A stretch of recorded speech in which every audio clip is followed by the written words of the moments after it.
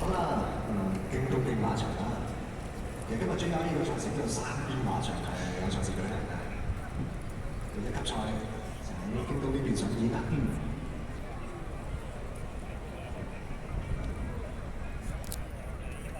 第86屆嘅菊花獎，咁啊今年就當然冇呢個3冠或者2冠跑身啦。頭兩關嘅博物街同埋北12星都冇跑呢場。其實灰馬狀態唔錯嘅，即係發動攻擊，呢個係啲牛派嘅馬匹，咁馬都入閘啦，咁單數馬入先，講勁力啦，外邊就陳齊浩，弧度多姿，我的永遠都入咗艾王，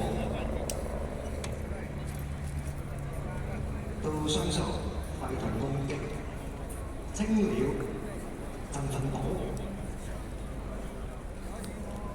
幻象騎士睇下真係變化都 OK 㗎。沈堅強、平安星、鐵路橋咁啊等埋啫。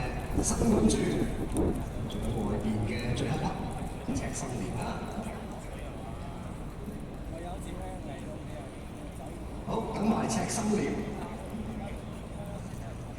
2025日本菊花獎3千蚊嘅場次，隨時預備一個預備。